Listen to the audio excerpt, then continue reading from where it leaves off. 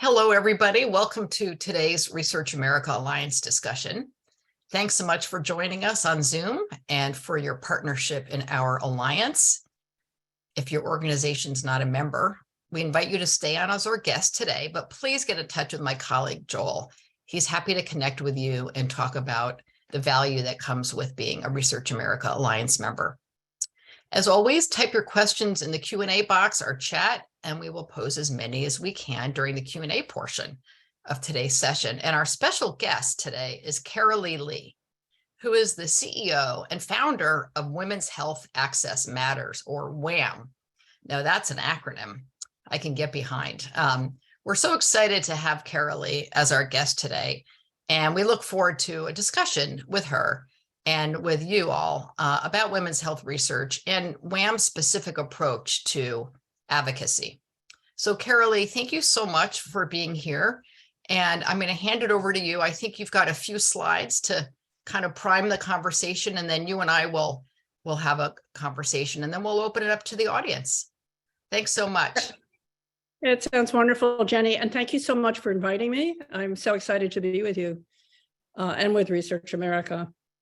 So did you know, and I think this is such a great way to start, because one of the challenges that I had in trying to communicate the kind of information that I had come across, such as you're looking at, was how would I grab your attention? And so these infographics actually were one of the first ways that we found that were very graphic, obviously, and very dramatic to tell you some of the important data that we're going to be talking about and sharing with you.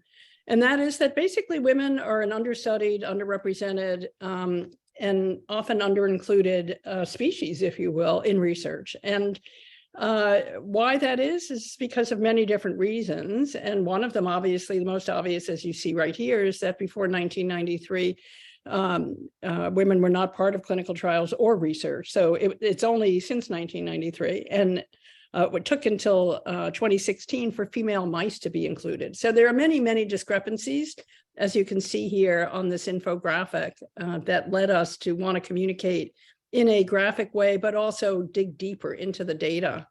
So if you go to the next slide, I'm going to tell you a little bit about the economics of what occurred to us that could change.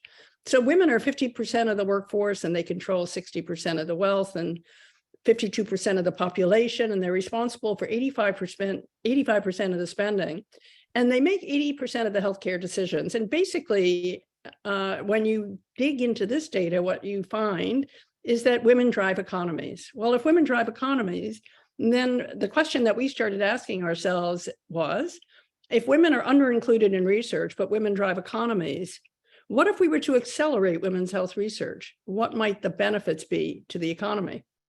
And so WHAM actually was formed by a group of businesswomen, by myself with a group of businesswomen, to ask the question differently, which was, what would that impact be? And how could we prove that there would be, in fact, a better outcome?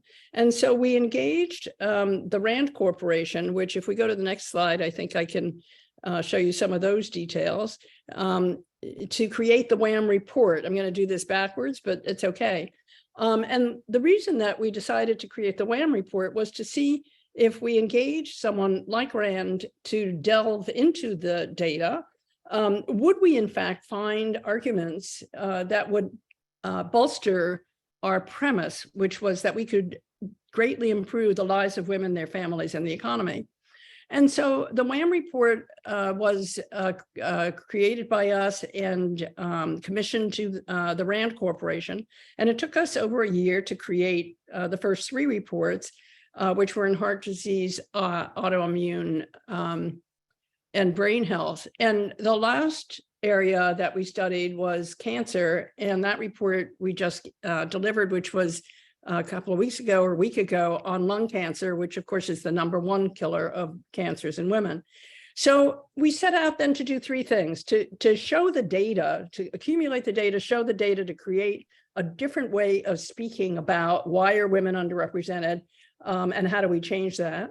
We created the WHAM Collaborative, which was an effort to bring together the researchers, male and female, focused on sex as a biological variable, and realized that there were less than 15 institutions who were truly focused on women's health research, although there might be a number of other researchers out there. And how could we make an impact in making that grow and creating greater awareness and creating an interface and an ability for researchers to communicate with one another? And so the collaborative meets with obviously WHAM, and we host different opportunities to be able to share data. And then the investigators fund, in which case we fund specific research. And recently gave our first 3 EDGE Awards, which were intended for early stage investigators in areas, one of our 4 areas, and focused on sex as a biological variable. So, Jenny, that kind of gives you just a quick overview, we can chat a little bit more about any one of those. Terrific. Yeah, I've got some questions for you, and then we will see what the audience wants to ask you. But thank you. That was just a terrific overview. I'd like to dig in just a little bit more about your background. I mean, you created and led a very successful business. And how did that experience and your connections to other business women, how did that lead you into women's health advocacy? That's a great question. So I've always had a tremendous interest in women's health, and my company that I did build in my first career was 85% women. And as such, I understood very acutely when women were not part of the workforce and what the impact was. That kind of registered with me, stayed with me. This is many years ago. There were no such things as health clubs, or no one was necessarily focused on nutrition or exercise, any of these issues that, of course, drive a healthier workforce. And that also stayed with me. And over the years, I became very interested in women's health, only because I myself was particularly interested. And I also joined the board of the Breast Cancer Research Foundation when it first started many years ago, 25 plus years ago, and understood then from day one the importance of research, the importance of and the value in trying to communicate and how to build a marketing effort to engage women in early detection. If you think about it, the breast cancer community has created an amazing ability and has shifted the outcome for women's breast cancer because of its emphasis on early detection. And so I, as a business person, had this tremendous interest in keeping my workforce obviously healthy and engaged, but also in understanding how I could improve the quality of their lives. And that was the early impetus. During my career, I led a number of business women's organizations, and through that got to know a number of very successful business women. And I think ultimately that has become my community. And through that, we've been able to collectively and collaboratively focus on this area, because all of us, let's face it, are and should be very fixated and focused on living a very healthy health span and life. And we're not going to do that accidentally. That will take a lot of focus. Terrific. Very, very thoughtful. So talk to us a little bit about the RAND approach, because I think, again, they're looking at the economic cost of these diseases and not, a lack of research of these diseases in terms of how they impact women. Tell us a little bit about how RAND goes about that.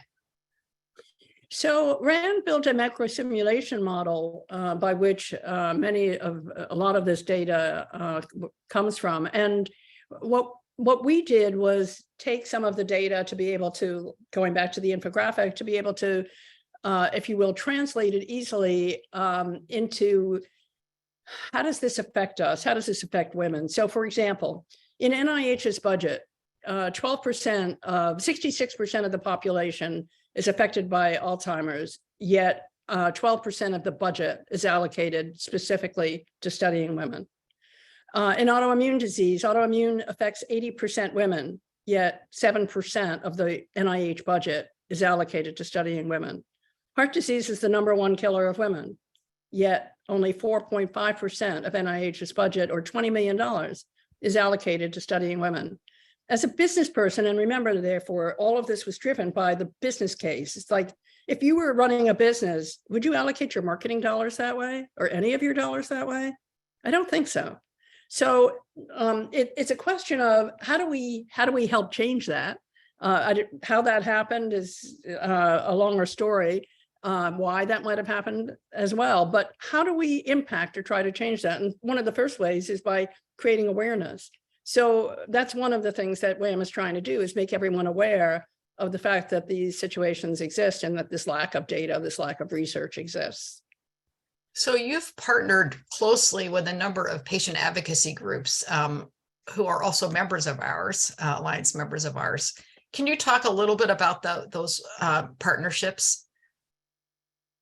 Certainly. So the American Heart Association, for example, is our partner in coronary artery disease, and all of our partners have been amazing for us in terms of supporting not only what we're trying to communicate and what we're trying to change, but also in sharing their data with us and their professionals with us.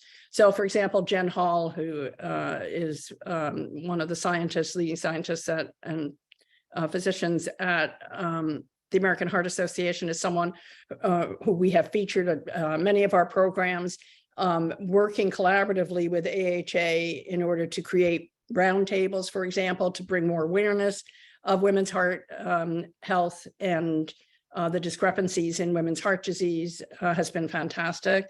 La Jolla Institute for Immunology is, I think, we're very excited about using LJI as a role model, because in partnering with Erica Ullman-Sapphire, who is a very young, dynamic leader, CEO, and scientist at LJI, Erica has adopted WHAM and its platform to work with her scientific team to make sure that women and men are equally studied, and is a tremendous supporter of WHAM, and using this platform not only to increase, again, awareness of immune in women. And if you look at COVID, that was a perfect example, but also to get more women engaged and involved in supporting the organization, because once that awareness is created, let's be serious, it's an opportunity to engage these women in areas that they might be affected by. And Bright Focus Foundation has been a fantastic partner of ours in brain health. In fact, LJI and Bright Focus were just two of our awardees for EDGE Awards. And the Go2 Foundation, which is our newest partner in lung cancer, and with whom we just partnered on our roundtable last week to release the data that we found on lung cancer. Terrific. You recently participated in a UN summit on aging. And I wondered if you could talk to us about, where does women's health research intersect with longevity and what people refer to as the societal cost of aging? You know, that is such a complex, profound, and interesting question, because actually it was at that meeting that when I was sitting, it was a wonderful meeting, being surrounded by maybe 20, 25 leaders from different industries and government agencies, NGOs, et cetera, and listening to them all. And what occurred to me is the fact that here's a fantastic opportunity. If women live 5 to 7 years longer than men, and I forget, we gain like a year, I think, every 10 years. And if women have healthier lifespans and health spans, and if we do make these investments in research, what would that do to not only the cost of care in women, but it just let that cascade down to every aspect of a woman's life, and to society and to the economic costs and benefits.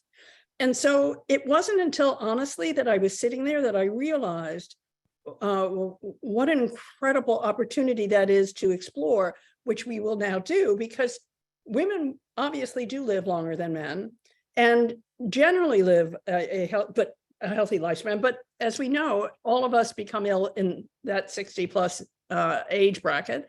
And so I'm now very intrigued by understanding how to gather the economic data that would show what impact that would have on those years. And it's kind of clear now that many of us will live to be 100.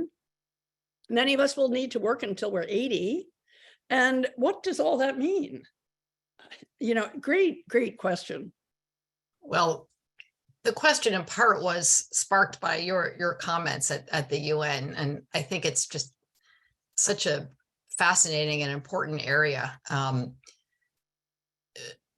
In addition to targeting financial investment in diseases that disproportionately impact women, and I also want to say that the diseases that you mentioned also disproportionately impact women of color. What else can we be doing? So I'm thinking about the work that NIH has done around sex as a biological variable.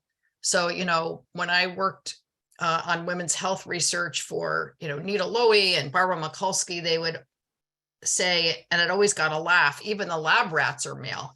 Well, it turns out the lab rats are still predominantly male. So we made a lot of progress in terms of gender equality in clinical trials, but not in preclinical. And I wondered if you could talk a little bit about that. Maybe our team could just put a link to the Office of Women's Health Research at NIH has done a lot of work in this space for folks who are interested. And I know some institutions are certainly farther ahead than others. But so the question really is, in addition to funding, what are some other ways that we can generate more data on the impact of women? Well, I think what the WHAM report intended to do was to spur new dialogue, new thinking, new action by anyone who would take it and use it as a different kind of roadmap.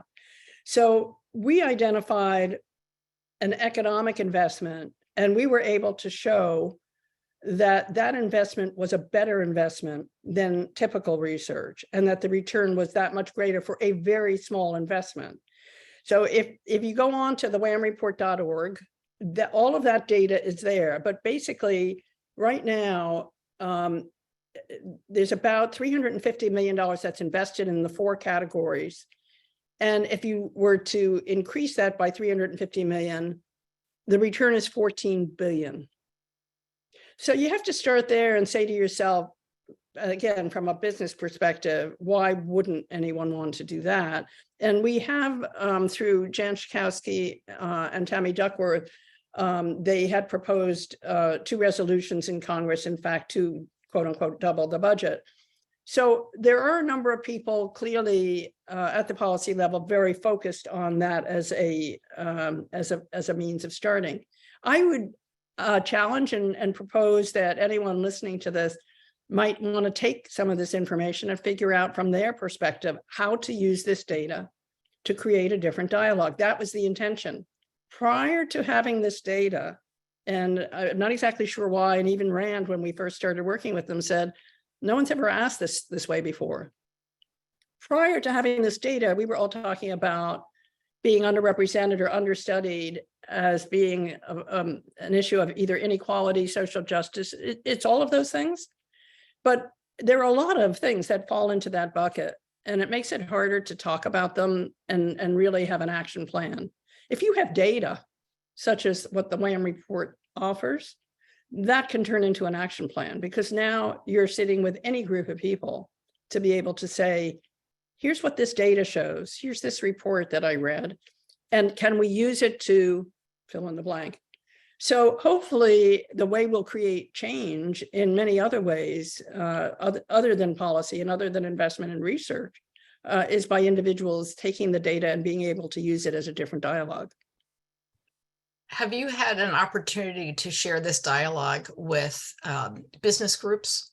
And if so, how have they reacted to it? Not as much as actually as where you've kind of been tracking me, which is more, and you could certainly the people at the UN were definitely business. There was 50% of those people were definitely business people. Pharma was definitely there, and you'd have to refer to pharma as a business.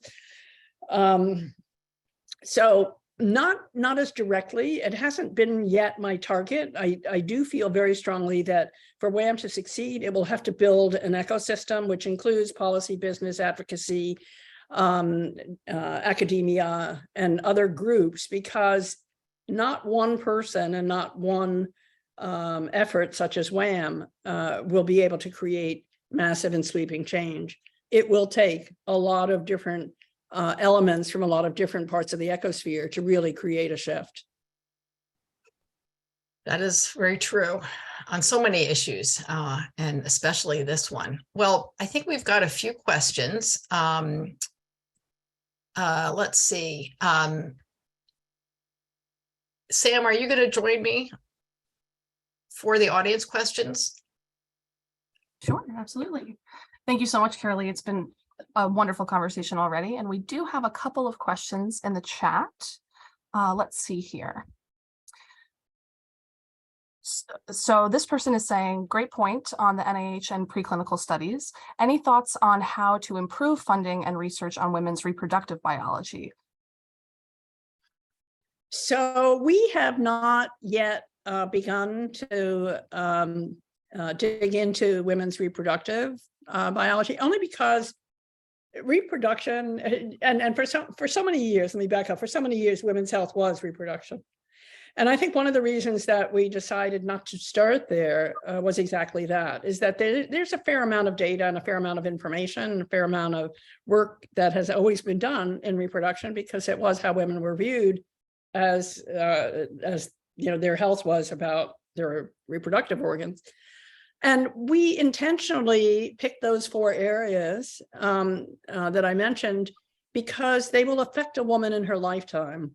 Most of us will have some reason to be involved with any one of brain health, lung cancer, autoimmune, and heart disease. And those diseases actually disproportionately, exclusively, or predominantly will affect a woman. Reproductive is its own channel, and as such, we felt had a lot of attention, and one day I'm sure we'll get to it. Excellent, and that makes total sense. So another question that we have, has WHAM been engaged in the response to long COVID at all? No, we did early on, not long COVID, but early on, because when we, several months after we started was when COVID began, and we did do a report that's probably on RAND's site. It might also be on ours. We can also post it. That talked about, very interesting, right? Why were men, it was one of the first times that a disease was in front of the public that you could say men are more affected than women. And, you know, that was like an eye opener. No one knew exactly why. But no, we have not become involved in long COVID, but it is an area that eventually we do want to fund in terms of research. Thank you. Another question that we have here, are there comparable initiatives to WHAM in other countries or jurisdictions? So we are right now working on some global data, because the world we feel has to, the world is small, it is a global community that we live in. But more importantly, I think it's important for us to benchmark against other countries, either in terms of their success or failures or their involvement. And there might be different ways that we can learn from them in the way they're doing research. At the moment, we're not aware of too many others. There are a couple of brain initiatives I know in Europe, but we will be expanding WHAM in Europe and eventually in Asia, because we think it is important to have data from different parts of the globe. Absolutely, absolutely. Another question we have, who are the funding and legislative champions most committed to women's health nowadays? Well, certainly Tammy Duckworth and Jan Schakowsky and Haley Stevens, and there's a number of others. 1993 was, as I had mentioned earlier, the first year that women were included in clinical trials and research. 2023 will be the 30th anniversary. WHAM is planning a series of initiatives, including roundtables and a meeting in DC with those people, including Jenny and others who were involved then, who we are in touch with. So, for example, a number of people on our collaborative who have been very helpful to us. One of them is Susan Wood, who used to head the women's division at FDA, or women's at FDA. And there are others. Marcia Henderson is part of our collaborative. There are a number of women who are helping to kind of steer us to identify who was involved, and we know who the people were who were involved in 1993. We hope to bring those women together to answer your question with the women today who are also committed to try to figure out how, again, it's going to take more than just WHAM. So can we bring together that kind of a powerful group of committed men and women to look at what would it take? We're not going to wait another 30 years. What would it take and what do we need to have the correct health span moving forward? So that'll be in June.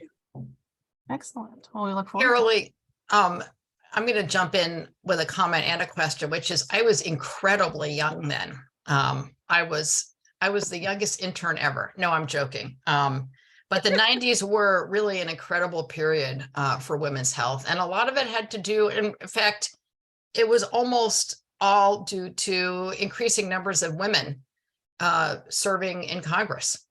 You know, the famous road trip to NIH by Barbara Mikulski and Pat Schroeder and others, and quite a history if people are interested in looking into it.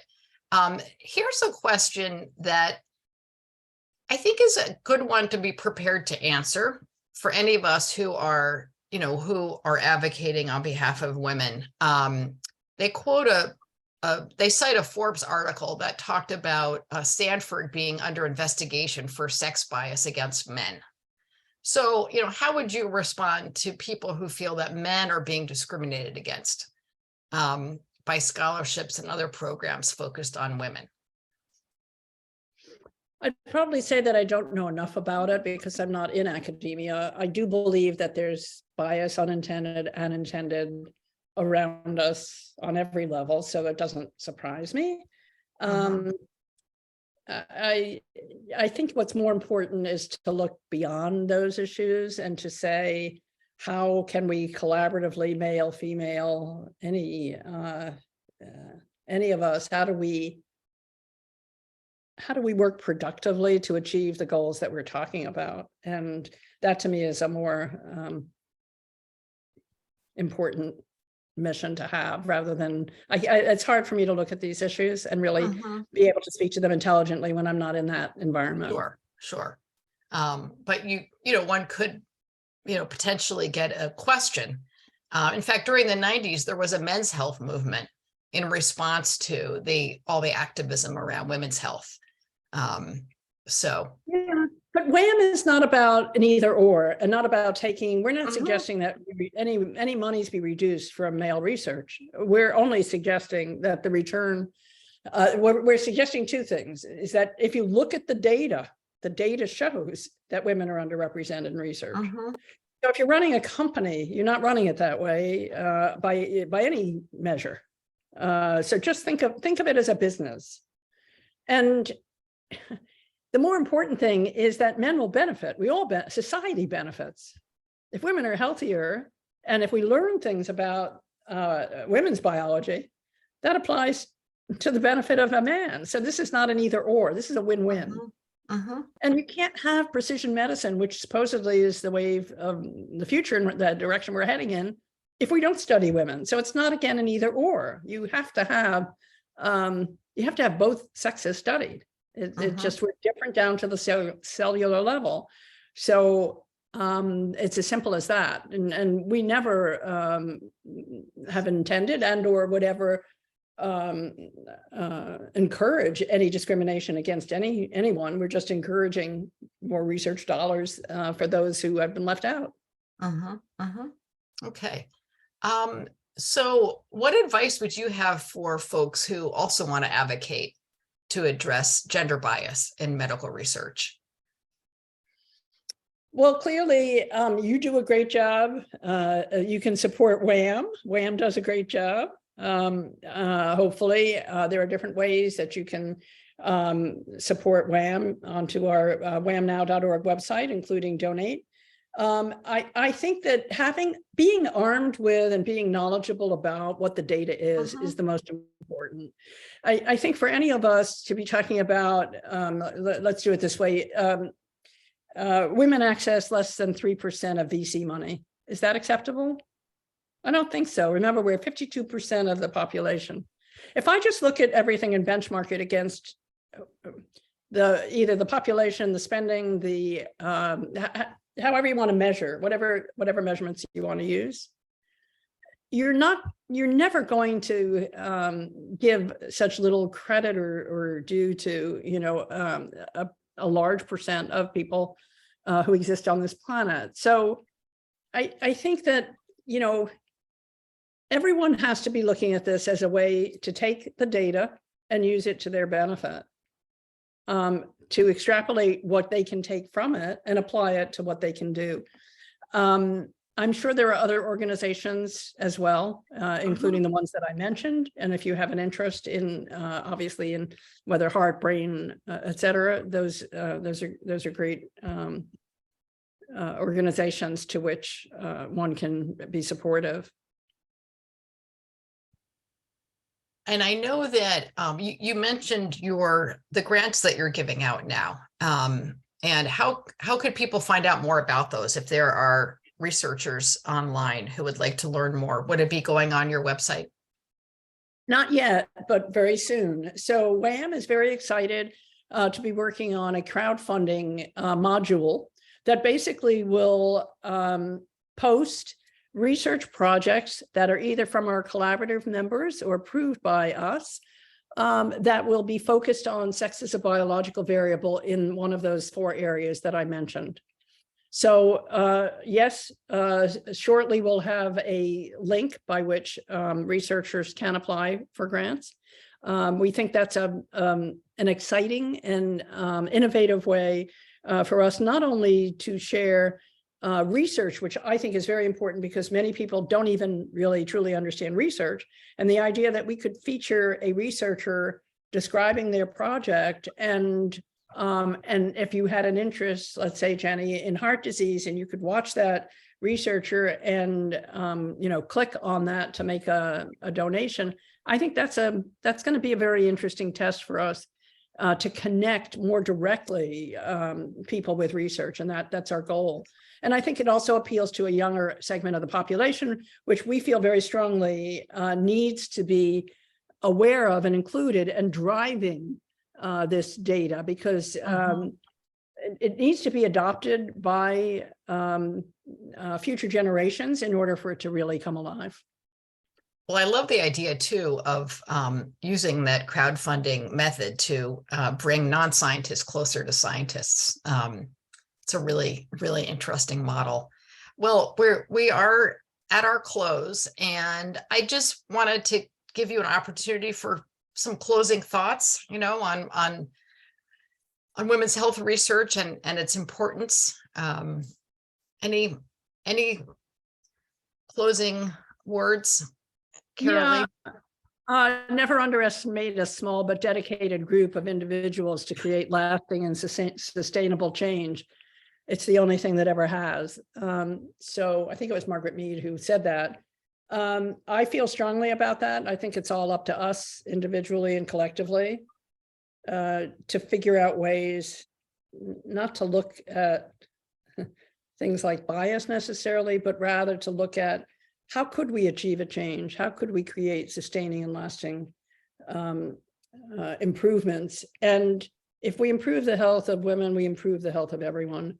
So I hope we'll all be able to do that. And thank you, Jenny, for having me. Absolutely. Well, what you said reminded me of something that Senator Mikulski always said, which is, on my own, I can make a difference, but together we can make change.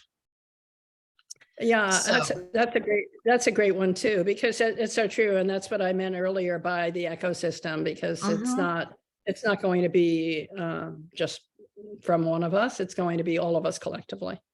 Well, thank you so much for joining us today, Carolee. It was really terrific. And if you want to stand by for a minute, I'm just going to do our announcements before we go. Of course. But you can also turn off your camera. So before we end, we have another Alliance member meeting next Wednesday at 4 p.m. And we are going to be in discussion with recipients of the Research America 2023 Gun Leadership Award. And that award is going to Haywood Fralin, who's the chairman of Retirement Unlimited, and Michael Friedlander, who is the vice president of health sciences and technology at Virginia Tech, and also executive director of the Fralin Biomedical Research Institute. So a link to register is in the chat. I hope you will join us. Until then, have a great rest of the day, and we look forward to seeing you very soon. Thanks.